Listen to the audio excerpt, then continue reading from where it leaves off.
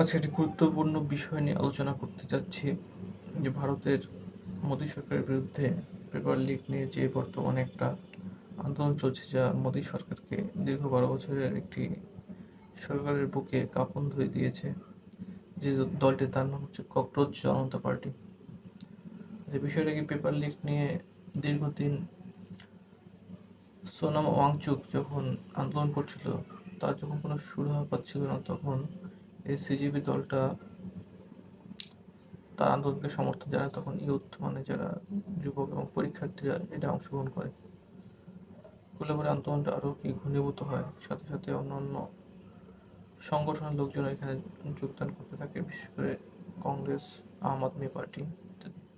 কিন্তু বিষয়টা কখন মন নেয়, কখন এটা অ্যান্টি ন্যাশনাল একটি পদক্ষেপে পরিণত হয়, যখন দেখা গেল যে আজাদের ডাক উঠলো, অর্থাৎ লাল বান্দররা যখন আর কি অংশগ্রহণ করলো, কাশ্মীরের স্বাধীনতা চাইলো, ভারতের খণ্ডায়ন চাইলো, তখন এখানে বোঝা গেল যে তৃতীয় কোনো পক্ষের এখানে হস্তক্ষেপ রয়েছে। এই তৃতীয় পক্ষকে অবশ্যই এটা ডিপ স্টেট, এটা বিগত কয়েক বছর ধরে এই দক্ষিণ এশিয়া সহ বিশ্বের বিভিন্ন দেশে গণতান্ত্রিক সরকারের পতন ঘটিয়েছে, এবং তাতে ডানপন্থী শক্তিগুলোকে তারা ব্যবহার করার চেষ্টা করছে। কিন্তু এখানে উল্টো ঘটনা ঘটছে। এখানে কি হয়েছে, ডানপন্থী শক্তির পতন ঘটানোর চেষ্টা করা হচ্ছে সেকুলার দলগুলোর সহায়তা নিয়ে। কিন্তু ভারতের যে ডানপন্থী শক্তি আছে, এটা খুবই শক্তিশালী, এবং দেশটা যেহেতু একটি শক্তিশালী দেশ এবং অর্থনৈতিকভাবে মাল্টিকালচারাল, মাল্টি ডাইমেনশনাল, এই কারণে এই দলটাকে ক্ষমতা দিয়ে মানে ফেলা সম্ভব হয় না। এখন ককরোচ জনতা পার্টি সম্পর্কে আমরা যদি আলোচনা করি, তাহলে আমরা দেখব যে এর উৎপত্তি কিভাবে হলো। আচ্ছা, আগে বলে নিই, এই ককরোচ জনতা পার্টি কেন এত পপুলারিটি পাইলো। কারণ হচ্ছে ভারতের গ্রাজুয়েটদের 64% হচ্ছে বেকার। আচ্ছা, তাহলে এই ককরোচ জনতা পার্টির মেম্বার হতে হলে যে জিনিসটা লাগবে, আপনাকে অবশ্যই কী হতে হবে, বেকার হতে হবে, এবং সোশ্যাল মিডিয়ায় আপনার অন্তত 11 ঘন্টা অ্যাক্টিভ থাকতে হবে, এবং আপনার মানে বিরোধিতা জানানোর, ক্ষোভ প্রকাশ করার যে একটা প্রফেশনাল আপনার মধ্যে গুণ থাকতে হবে, তখনই আপনি ককরোচ জনতা পার্টির মেম্বার হতে পারবেন। আচ্ছা, তাহলে কেন এই অলসরাই কেন এই দলে অংশগ্রহণ করতে পারবে, এর পিছনে একটা মানে পটভূমি আছে, আপনাদের পড়ে শোনাচ্ছি। ককরোচ জনতা পার্টি হলো ভারতের একটি সমসাময়িক ব্যঙ্গাত্মক রাজনৈতিক আন্দোলন। এটি 2026 সালের 16ই মে আম আদমি পার্টির সাবেক সামাজিক যোগাযোগ মাধ্যম কৌশলবিদ অভিজিৎ দীপক প্রতিষ্ঠা করেন। ভারতের প্রধান বিচারপতি সূর্যকান্তের একটি বিতর্কিত মন্তব্যের প্রতিবাদে ব্যঙ্গাত্মক প্রক্রিয়া হিসেবে এই আন্দোলনের সূত্রপাত হয়। সেখানে তিনি কিছু সক্রিয় কর্মী বেকার যুবকদের তেলাপোকা ও সমাজের পরজীবী বলে অভিহিত করেছেন, যা তাৎক্ষণিক জাতীয় ক্ষোভের জন্ম হয়। নামটি ভারতের ক্ষমতাসীন দল ভারতীয় জনতা পার্টির প্যারোডি করা একটি শব্দগুচ্ছ। এটি অনলাইনে দ্রুত জনপ্রিয়তা অর্জন করে, এবং আন্দোলনটি গঠনের 1 সপ্তাহের মধ্যে প্রায় 3.5 লক্ষের অধিক নিবন্ধন এবং ইনস্টাগ্রামে 2,20,00,000-এর অধিক বেশি অনুসারী সংগ্রহ করে। এর অনলাইন উপস্থিতির পাশাপাশি আন্দোলনটি বিভিন্ন রাজ্যের অফলাইন প্রতিবাদ, সমাজসেবামূলক কার্যক্রম আয়োজন করে। দলটি ভারতীয় যুবকদের প্রভাবিত করা বৃহত্তর সামাজিক, অর্থনৈতিক ও রাজনৈতিক বিষয়গুলোর বিরুদ্ধে প্রচারণা চালায়। আন্দোলনটি ভারতের নির্বাচন কমিশনের একটি রাজনৈতিক দল হিসেবে নিবন্ধিত হয়। পটভূমি এবং উৎপত্তি। পটভূমি কি বলছে, যে আন্দোলনটির উৎপত্তি দিল্লি হাইকোর্টের বিরুদ্ধে সিনিয়র অ্যাডভোকেট উপাধি প্রদানের বিলম্বের জন্য ভারতের সুপ্রিম কোর্ট দায়ের করে একটি অবমাননার আবেদনের সাথে সম্পর্কিত। ভারতের প্রধান বিচারপতি সূর্যকান্ত এবং বিচারপতি জয়মাল্য বাগচির নেতৃত্বাধীন 2 বিচারকের একটি বেঞ্চ মামলাটি শুনতে অস্বীকার করে, মন্তব্য করে যে আদালত জাল ডিক্রির অধীনে অনুশীলনরত আইনজীবীদের সিবিআই তদন্তের নির্দেশ দেওয়ার জন্য একটি উপযুক্ত মামলার অপেক্ষায় ছিল। সোশ্যাল মিডিয়ায় ব্যবহৃত ভাষা এবং বিচার ব্যবস্থাকে লক্ষ্য করে তুচ্ছ মামলা দায়েরের প্রসঙ্গে আবেদনকারীর আইনজীবীকে অপেশাদার আচরণের জন্য তিরস্কার করার সময় কান্ত সরকারি প্রতিষ্ঠানগুলোকে আক্রমণ করতে সোশ্যাল মিডিয়া ও সর্বজনীন সক্রিয়তার দিকে ঝুঁকে পড়া বেকার ব্যক্তিদের সাথে সাদৃশ্য টেনে তাদের তেলাপোকা ও পরজীবীর সাথে তুলনা করেন, যা ব্যাপক প্রতিক্রিয়ার জন্ম দেয়। সমাজে ইতিমধ্যে পরজীবী আছে যার ব্যবস্থার উপর আক্রমণ করে, আর আপনারা তাদের সাথে হাত মেলাতে চান। তেলাপোকার মতো তরুণ তরুণী আছে, তারা কোনো চাকরি পায় না এবং কোনো পেশায় তাদের স্থান নেই। তাদের কেউ মিডিয়া হয়ে যায়, কেউ সোশ্যাল মিডিয়া হয়ে যায়, কেউ আরটিআই কর্মী হয়ে যায়, কেউ অন্য কর্মী হয়ে যায় এবং তারা সবাইকে আক্রমণ করা শুরু করে আর আপনাদের অবমাননার আবেদন দায়ের করেন।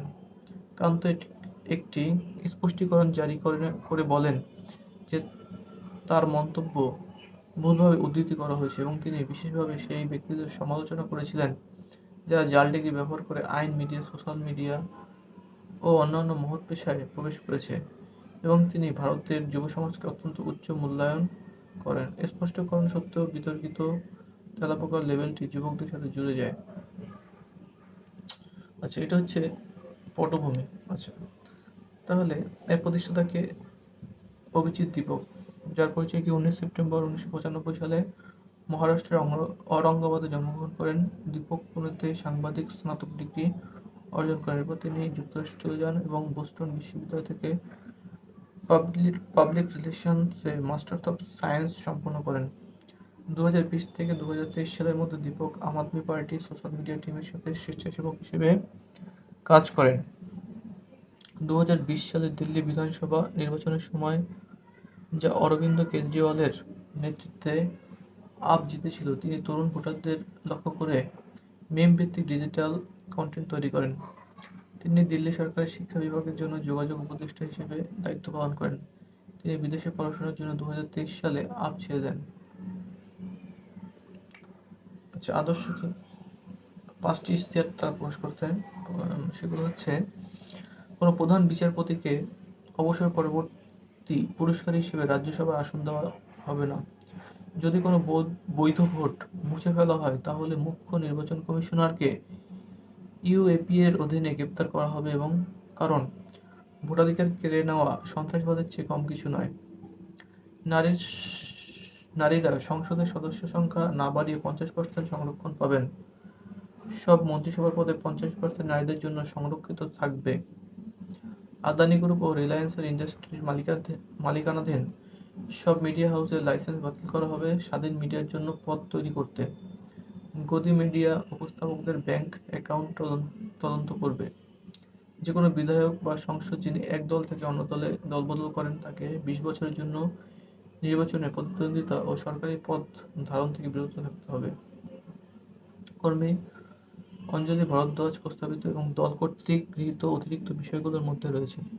দলটি আরটিআই আইনের অধীনে জবাবদিহি করবে। এটি একটি গোপন ককরোচ কেয়ারস ফান্ড প্রতিষ্ঠা করবে না।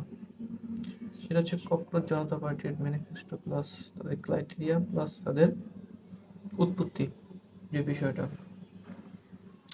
আচ্ছা, তাহলে এখন এই আন্দোলনটা সরকার পতনে কেন ব্যর্থ হলো, এটা যদি আমরা বিশ্লেষণ করি তাহলে আমরা দেখতে পাই যে প্রথমতই হচ্ছে আন্দোলনটা চলছিল কিন্তু যখন দেখা গেল যে সেপারেটিস্টরা আসছে, ইভেন বিজেপির যারা কড়া সমর্থক তারাও কিন্তু এই আন্দোলনকে সমর্থন করছিল।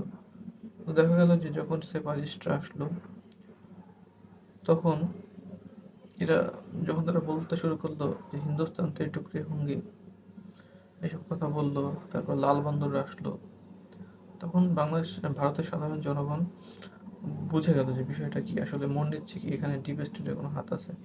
প্লাস ইন্টেলিজেন্স তো অনেক অ্যাক্টিভ ভারতের এবং অর্থনৈতিকভাবে ভারত যেহেতু শক্তিশালী, তাই অর্থনৈতিকভাবে যেহেতু দেশটাকে দমানো যাবে না, তো তখন আর কি জনগণ বুঝলো এবং আস্তে আস্তে করলো এখান থেকে আসতে শুরু করলো।